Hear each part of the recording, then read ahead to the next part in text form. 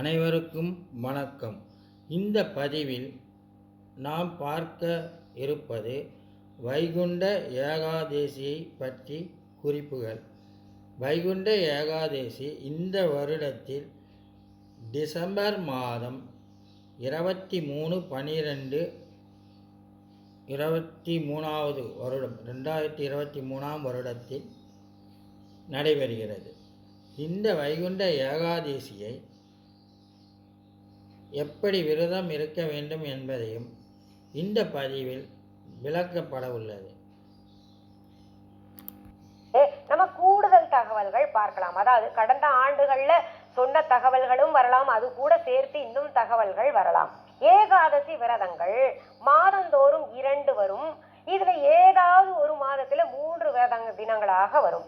அப்போ வருடத்துல பார்த்தா 24 அல்லது 25 ஏகாதசி விரத தினங்கள் வருது. அதுல மிகவும் சிறப்பாக கருதப்படுவது அப்படின்னு பார்த்தீங்கன்னா இந்த மார்கழி மாதத்தில் பௌர்ணமிக்கு முன்பாக வரக்கூடிய ஏகாதசி விரதம் தான் மகா ஸ்ரீ வைகுண்ட ஏகாதசி விரத தினமாக கருதப்படுகின்றது. பெரிய வைகுண்ட ஏகாதசி விரத தினமாக கருதப்படுது. ஏன் இந்த மார்கழி மாதத்தில் வரக்கூடிய ஏகாதசி விரத தினம் சிறப்பாக கருதப்படுது அப்படின்னு பார்த்தோம்னா, இந்த வைகுண்ட ஏகாதசி நாள்ல தான் மகாவிஷ்ணு மேலோகத்திலிருந்து, அதாவது தேவலோகத்திலிருந்து பூலோகத்திற்கு கருட வாகனத்துல மும்மூர்த்திகளுடன் சொர்க்க வாசல் வழியாக வந்து பக்தர்களுக்கு காட்சி கொடுப்பார். அதை பார்க்கத்தான் ஸ்ரீரங்கத்துல நிறைய கூட்டம் பக்தர்கள், அதாவது எள்ளு விழுந்தா கூட அதற்கு கூட இடம் இருக்காதுன்ற அளவுக்கு நிறைய கூட்டம் காத்து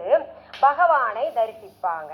இப்படி மும்மூர்த்திகளுடன் வந்து காட்சி கொடுக்கின்ற இந்த ஏகாதசிக்கு முக்கோட்டி ஏகாதசி, மோட்ச ஏகாதசி, உத்தரத்வார தரிசன ஏகாதசி, வைகுண்ட ஏகாதசி, இப்படி பல பெயர்களால நம்ம மூதாதையர்கள் நமக்கு சொல்லி இருக்காங்க.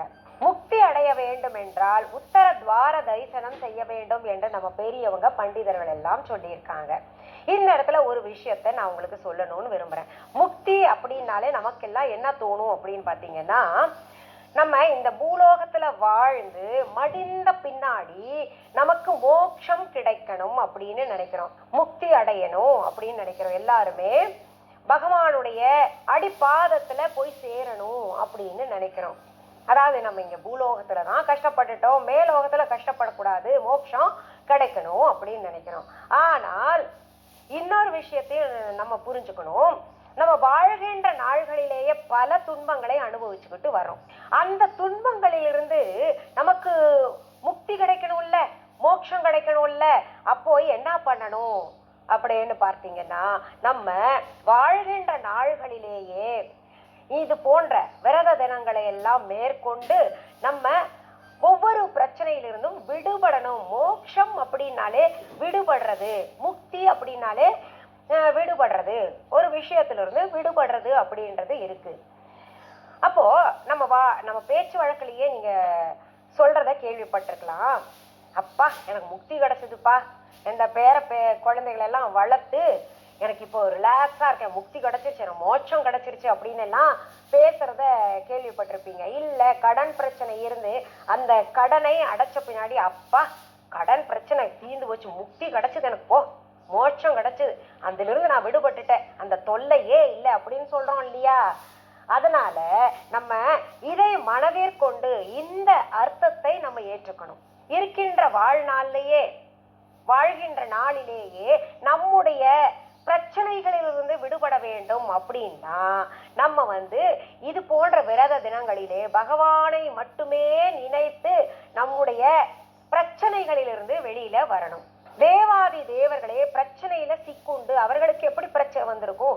அசுரர்களால் கொடுமைப்படுத்தப்பட்ட பொழுது அவர்களுக்கு என்ன பண்றதுன்னே தெரியல, அந்த பிரச்சனையிலிருந்து எப்படி வரணும்னே தெரியல, வெளியில வரணும்னே தெரியல.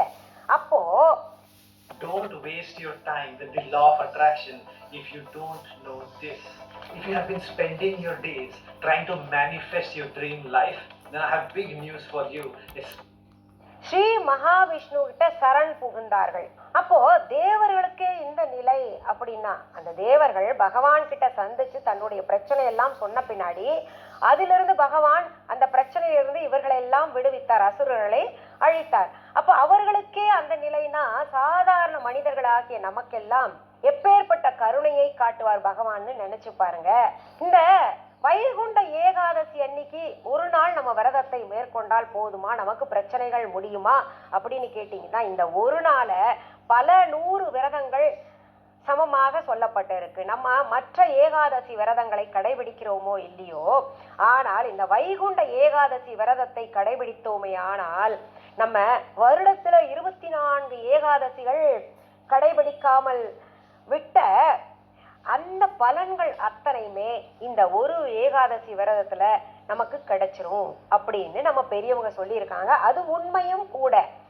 ஒரே ஒரு முறை வைகுண்ட ஏகாதசி விரதத்தை இருந்து பகவான் நாமத்தை சொல்லி பாருங்க, ஒரே ஒரு வருஷம், அடுத்த வருஷத்திற்குள்ளாகவே பல பிரச்சனைகளிலிருந்து நீங்க விடுபட்டு வர்றது உங்களுக்கே தெரியும்.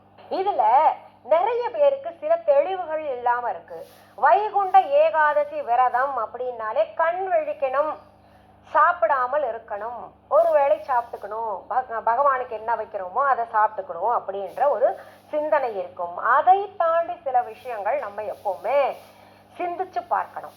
நம்ம சிந்திக்கும் பொழுதுதான் உள்ளார்ந்த அர்த்தங்கள், உள்ளே பொதிந்து கிடக்கின்ற அர்த்தங்கள் எல்லாம் நமக்கு வெளியே கிடைக்கும். சரி, இப்போ வைகுண்ட ஏகாதசி விரதம்னா என்ன அப்படின்றத நம்ம பார்க்கலாம்.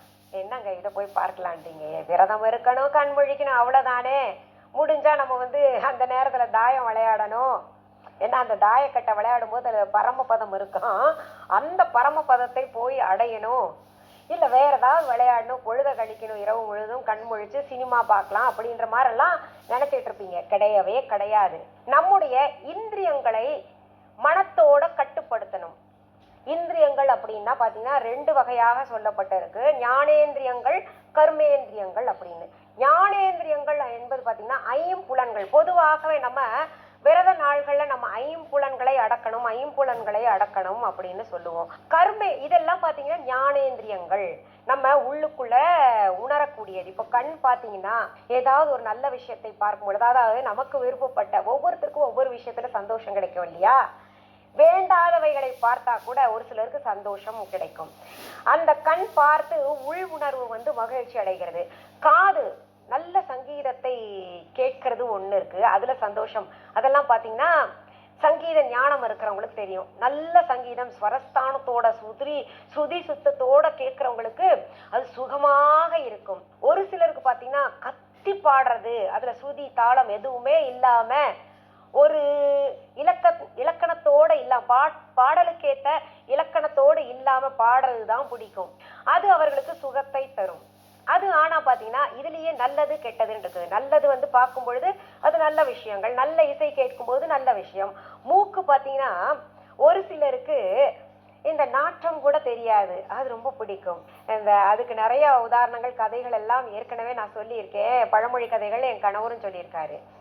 ஒரு சிலருக்கு இந்த மல்லிகைப்பூ வாசனை ரொம்ப பிடிக்கும். ஆனா ஒரு சிலருக்கு பாத்தீங்கன்னா தாங்க எந்த இடத்துல வாழ்றாங்களோ அந்த இடத்துல என்ன மனம் இருக்கோ அது துர்நாற்றமாக இருந்தா கூட, பிடித்தமானவையாக இல்லாம இருந்தா கூட அது பிடிக்கும். இதுல நல்லது கெட்டது அப்படின்னு 5 புலன்கள்ல இருக்கு.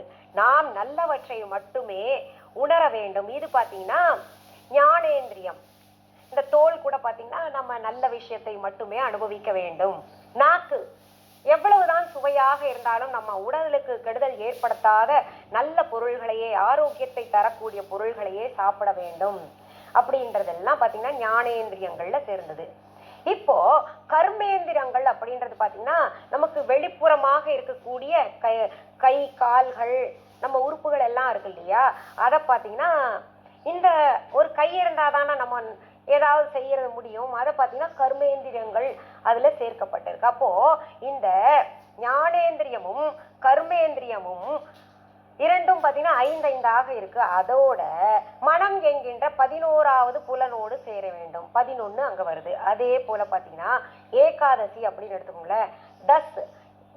தசி அப்படின்னா, தசமி அப்படின்னா 10, தஸ் அப்படிம்பாங்க ஹிந்தியில. அது கூட ஒண்ணு சேரும்போது ஏகாதசி அதாவது 10 + 1 11 அப்படின்னு வருது. அப்ப என்ன ஆகுது உங்களுக்கு? இந்த 11 புலன்களும் அந்த ஏகாதசியுடன் ஒடுங்க வேண்டும், அதுல அடக்க வேண்டும். இந்த 11 புலன்களையும் நம்ம அடக்கினால்தான் ஏகாதசி விரதம் முழுமை பெறும். அதனால நம்ம இந்த ஏகாதசி விரத நாள்கள்ல விரதம் மேற்கொள்ள முடியும், பசியால நம்மனால இருக்க முடியும், ஆரோக்கியம் இடம் கொடுக்கும் அப்படின்னு நினைக்கிறவங்க விரதத்தை மேற்கொள்ளலாம், கண் விழிக்கலாம். இப்போ இங்க இன்னொரு விஷயத்தையும் உங்களுக்கு சொல்லிடுறேன். விரதம் இருக்க முடியாதவர்களோ கண் முழிக்க முடியாதவர்களோ மனசுல ஒரு குற்ற உணர்ச்சியோட இருப்பாங்க. என்னால விரதம் இருக்க முடியலையே, என்னால கண் முழிக்க முடியலையே. ஆனா இதுல பெரும்பாலும் சொல்லப்பட்டு இருக்குது விரதம் இருக்கணும், கண் முழிக்கணும் தானே. அப்போ பகவான் நமக்கு நல்லது செய்ய மாட்டாங்களா அப்படின்ற ஒரு எண்ணம் இருக்கும் இல்லையா? அந்த எண்ணத்தை அப்படியே தூர தள்ளிருங்க. ஏன்னா விரதம் அப்படின்றது பாத்தீங்கன்னா அந்த இறை சிந்தனையுடன் நம்ம நற்செயல்களை நம்ம சொன்னோம் இல்லையா, நம்மளுடைய புலன்கள் எல்லாம் நல்லதே செய்யுமானால் அதுவும் ஒரு விதமான விரதம் தான். நம்ம சும்மாவே இருக்க மாட்டோம். பாத்தீங்கன்னா எப்ப பாரு பேசிக்கிட்டே இருப்பான். அந்த பேச்சு நடுவுல பிறரை பத்தி கேலி கிண்டல் பண்றது அப்படி எல்லாம் கூட இருக்கும். அது எல்லாம் இல்லாம தவிர்க்கிறோம் இல்லையா, அது விரதத்திற்கு ஒப்பானதுதான். அதனால நீங்க கவலைப்படாதீங்க. இறை நாமத்தை சொல்லி இறை வழிபாட்டில உங்களுடைய கவனத்தை செலுத்துங்க. இதுல பாத்தீங்கன்னா நிறைய பெண்களுடைய கவலையே என்னன்னா, நான் தூரமாயிட்டேன் வீட்டுக்கு, இல்ல தீட்டு ஏதோ ஆயிடுச்சு, என்னால பண்ண முடியல, நான் பண்ணணும்னு நினைச்சேன், நானும் என்னுடைய பிரச்சனைகள் இருந்து முக்தி அடையணும்னு நினைச்சேனே முடியலையே அப்படின்னு நினைச்சுக்கிட்டு இருப்பீங்க. கவலையே படாதீங்க. விரதம் அப்படின்றது பூஜை அறைக்குள்ள போகாமலும் கோவிலுக்கு போகாமலும் நம்ம வெளியில இருந்துகிட்டே இருக்கலாம்னு பல முறை பல பதிவுகள்ல நான் சொல்லிக்கிட்டே வரேன். நம் உடல் இந்த கர்மேந்திரியங்கள் இருக்கு இல்லையா, அதுதான் பூஜை அறைக்குள்ள போய் பூஜை செய்யறது, கோவிலுக்கு போறது, கால்கள் நடந்து போகுது, கைகள் பூஜை அறைக்குள்ள போய் பூஜை செய்யறது. அது செய்ய முடியலன்னா நம்முடைய ஐம்புலன்களை அடக்கி அந்த மனத்துல ஒருமைப்படுத்தணும், இறை சிந்தனையாகவே இருக்கிறோம் அப்படின்னா அதற்கு எப்பவுமே பாத்தீங்கன்னா நம்ம செய்யறோம்ல பூஜைக்குள்ள போயிட்டு அதுக்குரிய பலன்களே அதே பலன்கள் நமக்கு கிடைக்கும். அதனால கவலையே படாதீங்க. சரி, இப்போ இந்த வைகுண்ட ஏகாதசி அன்னைக்கு நம்ம எப்படி பூஜை செய்யணும் அப்படின்றத பார்த்துடலாம். அன்றைக்கு நம்ம அதிகாலையிலேயே எழுந்து தலைக்கு நீராடி பூஜை அறையில போயிட்டு பெருமாள் சம்பந்தப்பட்ட எந்த படமாக இருந்தாலும், மகாவிஷ்ணு படம், கிருஷ்ணர் படம், இல்ல திருப்பதி பாலாஜி படம், இந்த மாதிரி எந்த படமாக இருந்தாலும் அதை தூய்மைப்படுத்திக்கிட்டு அதற்கு மலர், நல்ல வாசனையுள்ள மலர்கள், அத்தோட துளசி கிடைச்சா துளசியையும் சாற்றி விடுங்க. இப்போ நாங்க ஃபாரின்ல இருக்கோங்க, எங்களுக்கு எல்லாம் துளசி கிடைக்காது அப்படின்னு நினைச்சீங்கன்னா காய்ந்த துளசி வச்சிருந்தீங்கன்னா கூட 1-2 இலை கிடைச்சா கூட அதை என்ன பண்ணுங்க, தண்ணியில நனைச்சி எடுத்துக்கிட்டு அந்த துளசி தளத்துல 1 இறைவனுக்கு சூட்டி விடுங்க. இன்னொன்னு பாத்தீங்கன்னா நம்ம பகவானுக்கு வைக்கிற தண்ணியில ஏலக்காய்,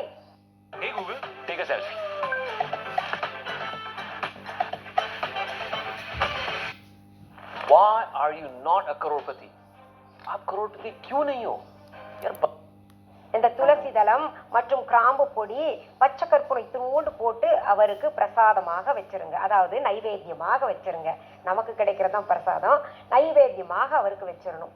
அதற்கு பிறகு அவருக்கு என்ன உணவு சமைத்து வைக்கணும் அப்படின்னு கேட்டீங்கன்னா, நீங்க இந்த அவல்ல எது வேண்டுமானாலும் வைக்கலாம், பொரி வைக்கலாம், மற்றும் இந்த ஜவ்வரிசியில ஏதாவது செய்து அவருக்கு படைக்கலாம். அன்றைக்கு ஏகாதசி விரதங்கள்ல பொதுவாகவே இந்த அரிசி சமைத்து சாப்பிட்றது தவிர்க்கப்படும் அப்படின்னு சொல்லியிருக்காங்க நம்ம பெரியவங்க எல்லாம். அதனால நீங்க முடிஞ்ச அளவுக்கு பட்சணங்கள் ஏதாவது இருந்ததுன்னா அதை செஞ்சுக்கோங்க. அதுல வெங்காயம் பூண்டு கட்டாயம் சேர்க்க கூடாது, பார்த்துக்கோங்க. பகவானுக்கு என்ன படைக்கிறோமோ அதைத்தான் நம்ம நைவேத்தியம் செஞ்ச பின்னாடி நம்ம பிரசாதமாக சாப்பிடணும். இதுல பழங்கள் வைக்கணும்னா கூட வச்சுக்கோங்க. இதுல கடந்த முறை பதிவுலேயே நிறைய பேர் என்ன கேட்டிருக்கீங்க, டீ காஃபி குடிக்கலாமா வேண்டாமா அப்படின்னு. இதை என்னத்த சொல்றது நானு, சொல்லுங்க. அதாவது திரவிய பொருள்கள் சாப்பிடலாம் அப்படின்னு சொல்லியிருக்காங்க இல்லையா, அது குடிக்கலன்னா எனக்கு விடிஞ்ச மாதிரியே இல்லைங்க, தலை வலிக்குங்க அப்படின்னு நினைக்கிறவங்க காலையில ஒரு வேளை குடிச்சுக்கோங்க. அடிக்கடி குடிச்சா அதுக்கு விரதத்துக்கு சமானமே சொல்ல முடியாது. நம்ம அடிக்கடி சாப்பிட்றதும் பழங்கள் தான் சாப்பிட சொல்லிட்டாங்களே அப்படின்னு அடிக்கடி அது சாப்பிட்றதும் விரதம் கிடையாது. அதனால நமக்கு தாகம் எடுக்கும்போது அந்த துளசி தீர்த்தம் இருக்கு இல்லையா, அதை குடிக்கணும். ஒரு வேளை சாப்பிடணும். அதுவும் பார்த்தீங்கன்னா பகவானுக்கு வச்ச நைவேத்தியம் தான். சரி, இப்போ இந்த வைகுண்ட ஏகாதசி விரத நேரம் எப்பொழுதிலிருந்து எப்போ வரைக்கும் நாம் கடைபிடிக்க வேண்டும் அப்படின்ற ஒரு கேள்வி உங்களுக்கு எழலாம் இல்லையா? வைகுண்ட ஏகாதசி விரதம் எந்த நாளிலே ஆரம்பிக்குது அப்படின்றத முதல்ல சொல்லிடுறேன். இந்த வருகின்ற 22ஆம் தேதி ஆரம்பிக்குது. நம்ம 24ஆம் தேதி காலை அதிகாலை வரைக்கும் நம்ம விரதத்தை கடைபிடிக்கணும். அதனால நல்ல தீர்மானமாக முடிவு பண்ணிக்கோங்க, இத்தனை நேரம் இருக்க முடியுமா அப்படின்னு. நேரம் எப்பொழுதிலிருந்து எப்போ இருக்க வேண்டும் விரதம்? அப்ப அதாவது சாப்பிடாம இருக்கிறது எப்போதிலிருந்து அப்படின்னு கேட்டீங்கன்னா, இந்த வைகுண்ட ஏகாதசி விரத நேரம் 22ஆம் தேதி காலையில 9:38 ஆரம்பிக்குது விரத நேரம். அதற்கு முன்னாடி பாத்தீங்கன்னா தசமி திதி இருக்கு. அதற்கு பிறகு அந்த 9:38 நமக்கு ஏகாதசி திதி விழறது. அதனால என்ன பண்ணணும்னா, இந்த நேரத்திலிருந்து 24ஆம் தேதி துவாதசி திதியில தான் நம்ம விரதத்தை முடிக்கணும். அதனால 24ஆம் தேதி காலை 7 மணியிலிருந்து 13 நிமிடங்கள் வரைக்கும் துவாதசி திதி நமக்கு இருக்கின்ற காரணத்தினால இப்போ நம்ம விரதம் துவங்குகின்ற நேரமாக எப்போ எடுத்துக்கணும் அப்படின்னு பாத்தீங்கன்னா, 22ஆம் தேதி மதிய பொழுதுக்கு பிறகு மதிய சாப்பாடு நீங்க சாப்பிட்டுக்கோங்க. இந்த விரத தினங்களே ரொம்ப கஷ்டமான விரதம் எதுன்னு பாத்தீங்கன்னா சஷ்டி விரதம் மற்றும் ஏகாதசி விரதம் தான். மற்ற விரத தினங்கள் எல்லாம் ஒரு நாள்லயே முடிஞ்சிடும். ஆனா இது மட்டும் சஷ்டி விரதம் எடுத்துட்டோம்னா 7 நாள் 6 நாள் இருக்கணும். இந்த ஏகாதசி விரதம் பாத்தீங்கன்னா 3 நாள்கள், குறைந்தபட்சம் 2 நாள்களாவது இருக்க வேண்டியது இருக்கு. அதுலயும் பாத்தீங்கன்னா இதுல ரொம்ப கட்டுக்கோப்பாக இருந்து எளிமையாக சாப்பிடணுன்றது வேற இருக்கு. இதெல்லாம் எதுக்குன்னா, எப்ப பாருங்க சாப்பிட்டுக்கிட்டே இருக்கிறோம்ல, நம்ம உடல் உறுப்புகளுக்கு கொஞ்சம் ஓய்வு கொடுக்கணும்ல. இந்த சாப்பிட்டதை அரைக்குன்னு நம்ம உடம்புல ஒரு மெஷின் இருக்குல்ல, அந்த மெஷின் திரும்ப திரும்ப நம்ம போட்டுக்கிட்டே இருந்தோம்னா அந்த மெஷின் எது அரைக்கணும் எது பின்னாடி அரைக்கணும்னு தெரியாம குழம்பி போயிடும். அதுக்காக தான் பார்த்தீங்கன்னா கார்போஹைட்ரேட் கொஞ்சம் சேர்க்கணும். இந்த காலத்துல பிள்ளைங்கள்லாம் அரிசியை மொத்தமா ஒதுக்கிட்டாங்க. கொஞ்சமாவது அரிசி சோறு சாப்பிடணும், அது சாப்பிட்டா சர்க்கரை அப்படி இப்படின்னு சொல்லிட்டு சொல்றாங்க, அரிசியை ஒதுக்கிட்டாங்க. அப்படியெல்லாம் இருக்கக்கூடாது. கார்போஹைட்ரேட் இருந்தாதான் இந்த மெஷின் சரியாக அரைக்கும். அதனால பார்த்தீங்கன்னா இந்த விரத நாள்கள்ல முக்கியமாக இந்த உருளைக்கிழங்கு அல்வா செய்வாங்க. நீங்க இது அந்த காலத்துல கடைபிடிச்சது. எங்க பாட்டியெல்லாம் சின்ன வயசுல கட்டாயம் எது செய்யறாங்களோ இல்லையா, இந்த வெறும் இந்த உருளைக்கிழங்கு இருக்கு இல்லையா, நல்லா வேக வச்சு அதை நல்லா மசிச்சு நெய் போட்டு அதுல சர்க்கரையும் போட்டு, நாட்டு சர்க்கரை இருந்தா அதுவும் போடலாம், முடிஞ்சா ஏலக்காய் போட்டுக்கலாம். இதெல்லாம் போட்டுட்டு ஒரு அல்வா மாதிரி கிண்டி அதைத்தான் நைவேத்தியமாக படைச்சு சாப்பிடுவாங்க. ஏன் அப்படின்னா உருளைக்கிழங்கு கார்போஹைட்ரேட் அதிகமா இருக்கு. இந்த உடம்புல இருக்கக்கூடிய மெஷின் அரைக்கணும்னா கார்போஹைட்ரேட் முக்கியமாக தேவைப்படுது. அதனால இந்த உருளைக்கிழங்கு சாப்பிடும் பொழுது அங்க இயக்கம், நம்ம உடம்பில் இருக்கக்கூடிய அந்த அரைக்கின்ற மெஷின் பாத்தீங்கன்னா சீக்கிரத்துல அரைச்சு விடும். சீக்கிரத்துல அரைச்சு நம்மளுடைய உடம்பை கொஞ்சம் நல்லா லேசா வச்சுக்கும். இப்படித்தான் நம்முடைய வழிபாடுகள் அத்தனையுமே அந்த மெஞ்ஞானம் அப்படின்னு சொல்றோம் இல்லையா, வழிபாடுகள் பக்தி எல்லாத்தையும் அந்த மெஞ்ஞானம் அத்தனையுமே பாத்தீங்கன்னா விஞ்ஞானத்தோட படிக்காமலேயே எத்தனை பல்லாயிரம் பல லட்சங்கள் வருடங்களுக்கு முன்னாடி புராணங்கள் எல்லாம் சொல்லப்பட்டு இருக்கு. சரி, இப்போ இந்த 22ஆம் தேதி மதிய பொழுதுக்கு பிறகு சாப்பிடணும் அப்படின்னு சொல்லிட்டீங்களே, அதற்கு பிறகு நம்ம என்ன செய்யணும்? எப்போ முழு விரதம் இருக்கணும், முழு நாள் விரதம் அப்படின்னு கேட்டீங்கன்னா 23ஆம் தேதி முழுவதும் நம்ம முழு விரதம் இருக்கணும். என்னங்க இப்படி சொல்றீங்க நீங்க? காலையில 6:30 மணிக்கெல்லாம் ஏகாதசி தேதி முடிஞ்சு போயிருது, துவாதசி தேதி ஆரம்பிக்குது. நாங்க இந்த 22ஆம் தேதியில மதியத்துல இருந்து ஆரம்பிச்சு 23க்குள்ள முடிஞ்சிரும்னு பார்த்தோமே அப்படின்னு கேட்டீங்கன்னா கிடையவே கிடையாது. எதற்காக 23ஆம் தேதி முழு நாளும் விரதம் இருக்கணும் அப்படின்னு பாத்தீங்கன்னா, சூரியன் உதிக்கின்ற நேரத்தை கணக்கில் வைத்துக்கொண்டு ஏகாதசி திதியை கழிச்சிருக்காங்க நம்ம பெரியவங்க. அதனால இந்த 22ஆம் தேதி பாத்தீங்கன்னா சூரியன் உதிக்கின்ற நேரத்தை தாண்டிதான் ஏகாதசி திதி வருது. அதனால அதை மனதில் கொள்ளல நம்ம பெரியவங்க எல்லாம். அதை கணக்குல கொண்டு வராம 23ஆம் தேதி சூரியன் உதிக்கின்ற நேரத்திலையும் ஏகாதசி திதி இருக்கின்ற காரணத்தினால அதை கணக்கிட்டு தான் அன்றைக்கு நாள் முழுவதுமே விரதத்தை மேற்கொள்ளணும். துவாதசி 23ஆம் தேதியே துவங்கிடுது, காலையிலேயே துவங்கிடுது. ஆனால் 24ஆம் தேதி தான் முடியுது, 7 மணி போல முடியுது, 7 மணி 13 நிமிடத்துல முடியுது. அப்ப நம்ம என்ன பண்ணணும்னா ரொம்ப நேரம் விரதத்தை நீட்டிக்க வேண்டாம், பாரணை செய்து கொள்ளலாம். 24ஆம் தேதி காலையிலேயே நீங்க நல்லா சமைச்சுக்கோங்க. ஒரு கல்யாண வீட்டுல கூட்டு பொரியல் காய்கறிகள் எல்லாம் வச்சு இலையில போடுவாங்க இல்லையா, அந்த மாதிரி சமைச்சுக்கணும். இதுல முக்கியமாக இடம்பெற வேண்டியது நெல்லிக்காய், சுண்டைக்காய், அகத்திக்கீரை. அகத்திக்கீரை கிடைக்கலன்னா முருங்கைக்கீரையோ இல்ல வேற ஏதாவது ஒரு கீரையை கட்டாயம் சேர்க்கணும். கூட்டு பொரியல், சாம்பார், ரசம், இனிப்பு என்னென்ன முடியுமோ அத்தனையும் செஞ்சு நல்ல இலை சுத்தமா போட்டுட்டு பகவானுக்கு படைச்சுக்கிட்டு அடுத்தது தான தர்மம் செய்யணும் அப்படின்றது இருக்குல்ல. அதனால என்ன பண்ணுங்க, உடனே சாப்பிட்றாதீங்க, பசிக்குதுன்னு சொல்லிட்டு யாராவது ஒருத்தருக்காவது சாப்பாடு போடுங்க. பசியில இருக்கிறவங்களா பார்த்து நீங்களே கொண்டு போய் கொடுக்கலாம், இல்லை வீட்டுக்கு அழைத்தும் சாப்பாடு கொடுத்த பின்னாடிதான் நீங்க சாப்பிடணும். சாப்பிட்ட பின்னாடி உங்க விரதத்தை முடித்து கொள்ளலாம். அப்பாடா அப்படின்னு நீங்க நினைப்பீங்க. சரி, தூக்கம் விழிக்கிறது என்னைக்கு அப்படின்னு கேட்டீங்கன்னா 22ஆம் தேதி நீங்க தூங்கிக்கலாம். நம்ம 23ஆம் தேதி தானே முழு விரதம் இருக்கிறோம், அந்த நாள்ல முழுவதும் கண் விழிக்கணும். சரி, கண் விழிச்சிட்டு நம்ம 24ஆம் தேதி காலையில தான் பாரணை செஞ்சிடறோமே, தூங்கலாமா மத்தியானம்? எங்களுக்கு தூங்குற சாதாரண நாள்கள்லயே மத்தியானம் தூங்குற பழக்கம் இருக்கு, முடிச்சிடலாமா, தூங்கிக்கலாமா அப்படின்னு கேட்டீங்கன்னா கூடவே கூடாது.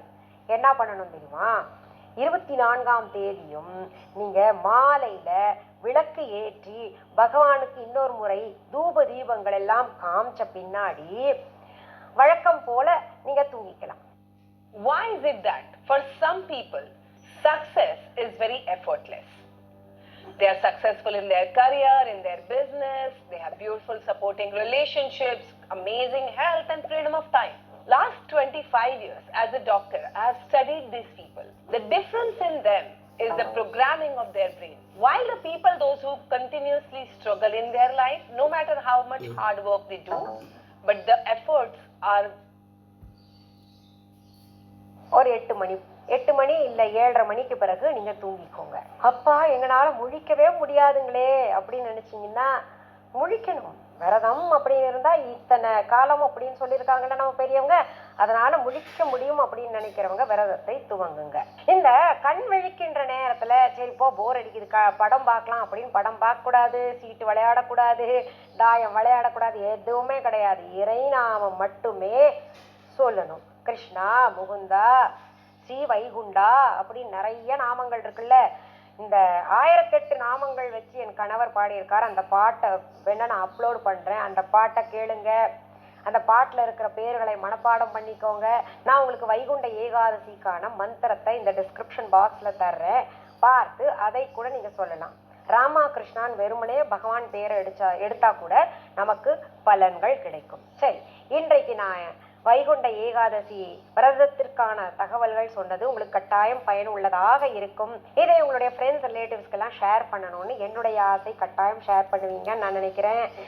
இது வரைக்கும் என்னுடைய யூடியூப் சேனலை சப்ஸ்கிரைப் பண்ணாதவங்க உடனே சப்ஸ்கிரைப் பண்ணிக்கோங்க. பக்கத்தில் கோயில் மணி போன்று காட்சி அளிக்கின்ற பெல் ஐகான் பட்டனை அழுத்திக்கோங்க. அதில் ஆல் என்கின்ற ஆப்ஷன் அழுத்திக்கோங்க.